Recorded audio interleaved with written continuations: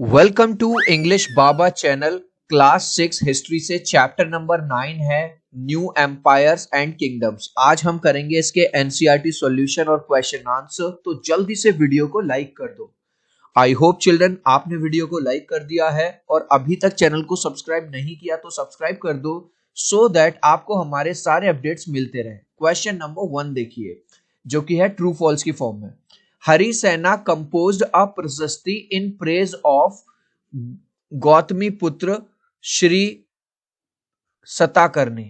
तो क्वेश्चन कह रहा है कि जो हरिसेना है उसने एक प्रशस्ति, पुराने टाइम में क्या होता था, राजा महाराजाओं की तारीफ में प्रशस्ति लिखी जाती थी। तो ये कह रहा है हरिसेना ने कंपोज की थी प्रशस्ति श्री सताकर्णी के लिए, तो ये है false. Next, the ruler of Aryavarta brought tribute for Samudragupta. जो आर्यवर्त के जो रूलर्स थे वो ट्रिब्यूट लेके आए थे समुद्रगुप्त के लिए, ये भी है false. There were 12 rulers in Dakshinapatha. Dakshinapatha में 12 रूलर्स थे, ये वाली बात बिल्कुल सही है, true. Next question, Takshashila and Madurai were important centres under the control of Gupta rulers. ये कह रहा है कि जो तक्षशिला है और जो मदुरई है वो इंपॉर्टेंट सेंटर्स थे गुप्ता रूलर्स के अंडर में, कंट्रोल में, ये भी है फॉल्स। नेक्स्ट क्वेश्चन देखेंगे, IOL was the capital of the Pallavas. ये कह रहा है कि जो आयोल है वो कैपिटल थी पल्लवास की, नहीं, बिल्कुल नहीं थी, false. Local assemblies functioned for several centuries. जो लोकल असेंबलीज थी वो कई शताब्दियों तक, कई शतकों तक, सेंचुरी मतलब 100 ईयर्स, एक सेंचुरी का मतलब 100 ईयर्स, इन साउथ इंडिया में वो काम करती रही। तो राइट आंसर है ट्रू। अब हमारे स्टार्ट हो रहे हैं चिल्ड्रन क्वेश्चन आंसर्स। तो ये थे true false. Next, mention 3 authors who wrote about Harshavardhana. Harshavardhana कौन थे, राजा थे। इनके बारे में किन किन 3 ऑथर्स ने लिखा था? तो एक तो लिखा था बन्ना भट्टा ने, जुआनजेंग ने और रवि कीर्ति ने। तो इसके आंसर हैं ये तीनों। नेक्स्ट क्वेश्चन देख लीजिए, what changes do you find in the army at this time. इस टाइम पे जो आर्मी होती थी, राजा की जो सेना होती थी, उसमें क्या क्या चेंजेस आपको देखने को मिलते हैं? तो पहला चेंजेस ये था कि जो राजाओं की जो आर्मी हुआ करती थी वो बहुत बड़ी सेना हुआ करती थी, जिसमें हाथी, घोड़े, घुड़सवार, मतलब सब हुआ करते थे। तो पहला पॉइंट आप क्या लिख दोगे? पहला पॉइंट लिख दोगे, Kings of this time had a large army. बहुत बड़ी आर्मी हुआ करती थी उनकी, बहुत बड़ी सेना हुआ करती थी। नंबर 2, चिल्ड्रन अगर आपने एक मूवी देखी होगी जिसमें वो था, क्या नाम है, इस तरह का एक दिखने वाला, कटप्पा, बाहुबली, बाहुबली 1 और बाहुबली 2। तो जो राजा लोग होते थे उनके पास आर्मी के अलावा भी चीफ मिलिटेंट होते थे, है ना, जैसे हम सेनापति जिसको बोलते थे। इनका काम होता था राजा को वॉर के टाइम पे, युद्ध के टाइम पे एक्स्ट्रा सेना और ज्यादा प्रोवाइड कराना, और ज्यादा आर्मी प्रोवाइड कराना। तो नेक्स्ट पॉइंट आप क्या लिख दोगे? नेक्स्ट पॉइंट आप लिख दोगे, apart from this king had a military leaders. अभी हमने देखा ना, ये जो लोग होते थे मिलिट्री लीडर्स भी होते थे राजाओं के पास। हु प्रोवाइडेड ट्रूप्स, जो राजाओं को क्या प्रोवाइड करते थे, किंग्स को सेना प्रोवाइड करते थे, और ज्यादा बड़ी आर्मी प्रोवाइड करते थे to kings whenever required. जब भी राजा को जरूरत पड़ती थी और बड़ी सेना की, और ज्यादा सैनिकों की, और ज्यादा सिपाहियों की, तो ये जो मिलिट्री लीडर्स होते थे ये इनको और ज्यादा सैनिक प्रोवाइड किया करते थे। अब जाहिर सी बात है, अगर कोई राजा के लिए काम कर रहा है तो राजा उसको पैसे देगा, कुछ ना कुछ देगा। तो राजा क्या करता था, इनको सैलरी नहीं देता था, पैसे वैसे नहीं देता था। जैसे महीने के लास्ट में कोई पर्सन जो काम करता है तो उसको सैलरी मिलती है, इसके बदले में इनको क्या मिलता था, राजा इनको बहुत सारी जमीन दे देता था, और जमीन से जो रेवेन्यू आता था, रेवेन्यू का मतलब है टैक्स, हर महीने जो पैसा आता था उसी से ये लोग अपनी सैलरी निकालते थे। तो आंसर कैसे लिखोगे? These military leaders were not paid salaries. ठीक है, इनको सैलरी नहीं मिलती थी, महीने के लास्ट में कुछ पैसा नहीं मिलता था कि भाई आज 30 तारीख हो गई या 1 तारीख हो गई, ये अपने 10,000, अपने 20,000 रुपए ले जाओ, ऐसा नहीं था। They collected revenue from the land. इनको जो जमीन जो होती थी उसका रेवेन्यू मिला करता था, टैक्स मिला करता था, ग्रांटेड बाय द किंग। और वो जमीन कौन ग्रांट करता था, कौन देता था? राजा की जमीन होती थी, उस जमीन से जो भी टैक्स आता था, जो भी रेवेन्यू आता था, वो इन लोगों को मिलता था। Next, what were the new administrative arrangement during this period?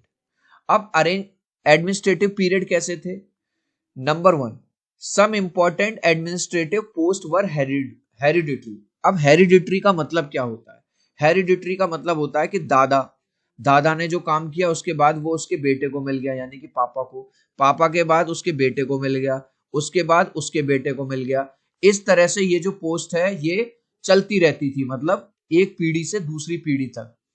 दूसरा, sometimes one person had many offices. कई बार ऐसा भी होता था कि एक ही आदमी को 4 काम दे दिए जाते थे, तो उसका एक ऑफिस इधर भी होता था, वो डिफेंस भी देख रहा है, वो फाइनेंस भी देख रहा है, वो सिक्योरिटी भी देख रहा है, ठीक है। और जो इंपॉर्टेंट मैन होते थे, जैसे कि चीफ बैंकर है जिसका काम है बैंकिंग वगैरह देखना, मर्चेंट ऑफ द सिटी, बड़े बड़े जो मर्चेंट होते थे सिटी के, लीडर ऑफ द मर्चेंट कारवांस, जो लीडर होते थे मर्चेंट कारवांस के, या जो चीफ क्राफ्टमैन होते थे, had rights to put their point of view. इनके पास थोड़े और ज्यादा अधिकार इनको मिले हुए थे, और ये राजा के सामने किंगडम में अपने पॉइंट ऑफ व्यू रख सकते थे कि अगर हम ऐसा नहीं ऐसा कर लें तो ज्यादा बेहतर होगा, हम इस तरह से ट्रेड कर सकते हैं, हम इस तरह से अपने किंगडम को एक्सपेंड कर सकते हैं। तो इन लोगों के पास थोड़े कुछ और ज्यादा राइट्स थे। गाइज, अभी तक आपने इस वीडियो को एक लाइक नहीं किया है तो आपसे रिक्वेस्ट करूंगा, प्लीज एक लाइक कर देना। आपके एक लाइक से, एक सब्सक्राइब से बहुत मोटिवेशन मिलता है। मैं 3 तक काउंट करूंगा, चिल्ड्रन प्लीज वीडियो को लाइक कर देना। 1 2 3। आई होप चिल्ड्रन आपने वीडियो को लाइक कर दिया है, चैनल को सब्सक्राइब कर दिया है। Thank you guys. Next question देखो, what do you think Arvind would have to do if he was acting as Samudragupta? Arvind कौन है? एक जनरल पर्सन है, आम आदमी है। अगर उसको एक राजा की एक्टिंग करनी है, समुद्रगुप्त की, तो उसको क्या करना पड़ेगा? भाई, राजा महाराजा कोई पैंट शर्ट थोड़ी पहनते हैं, वो तो ऊपर से लेके एक लंबा सा कुर्ता टाइप, है ना, रॉयल क्लोथ्स पहनते हैं, है ना। उनका एक मुकुट होता है, उनके पास एक तलवार होती है, और राजा महाराजा अपनी मूंछों पे ताव मारते रहते हैं ऐसे, है ना, जैसे ये कर रहा है। तो आंसर कैसे लिखोगे? पहला पॉइंट कैसे लिखोगे? He would have to wear splendid robes. Splendid robes क्या होता है? जो राजा महाराजाओं के जो कपड़े होते हैं उनको। ट्विल हिज मुस्टच, और अपनी मूछों पे ताव देना होगा, मतलब उनको बार बार घुमानी होगी। एंड कैरी अ सोर्ड, और राजा महाराजाओं की तरह एक तलवार भी उसके हाथ में होनी चाहिए। नंबर 2, अब चिल्ड्रन जो राजा महाराजा होते हैं, इनका बैठने का जो स्थान होता है जिसको राजगद्दी बोला जाता है हिंदी में, और इंग्लिश में बोलते हैं थ्रोन।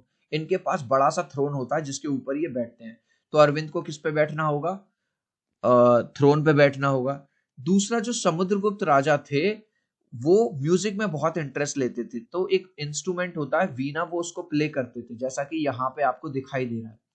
तो दो काम और करने पड़ेंगे अरविंद को। He would have to sit on the throne, उसको राजगद्दी पर बैठना होगा, and play the veena and recite poetry, और जो एक म्यूजिकल इंस्ट्रूमेंट होता है वीणा, उसको प्ले करना पड़ेगा और पोएट्री गानी पड़ेगी। इसके अलावा राजा महाराजाओं को टाइम टाइम पे क्या करना पड़ता है? अपने साम्राज्य को, अपने किंगडम को बचाने के लिए बहुत सारे बैटल्स, बहुत सारी लड़ाइयां लड़नी पड़ती हैं। तो अरविंद को क्या करना पड़ेगा? एक्टिंग करनी पड़ेगी लड़ाई की। तो आंसर कैसे लिखोगे? He would have to fight several battles, उसको बहुत सारे बैटल्स और लड़ाइयां भी लड़नी पड़ेंगी। Next question, do you think ordinary people would have read and understood prashastis? अभी हमने स्टार्टिंग में पढ़ा था प्रशस्तिस क्या होती है। बहुत बड़ी बड़ी सी बुक्स होती थी जो राजा महाराजाओं की तारीफ में उन्हीं के जो राइटर्स होते थे वो लिखते थे, ठीक है। अब ये पूछ रहा है क्या जो आम आदमी थे, राजा महाराजाओं की जो प्रजा थी, क्या वो उसको पढ़ पाती थी? नहीं, क्योंकि जो प्रशस्ति लिखी जाती थी ना, वो टिपिकल संस्कृत लैंग्वेज में लिखी जाती थी, और टिपिकल संस्कृत लैंग्वेज उस टाइम की जो आम प्रजा थी उनको आती नहीं थी, ना पढ़नी ना लिखनी। तो ordinary people would not have read and understood the prashastis. Ordinary people ना तो उसको समझ पाता ना पढ़ पाता। क्यों?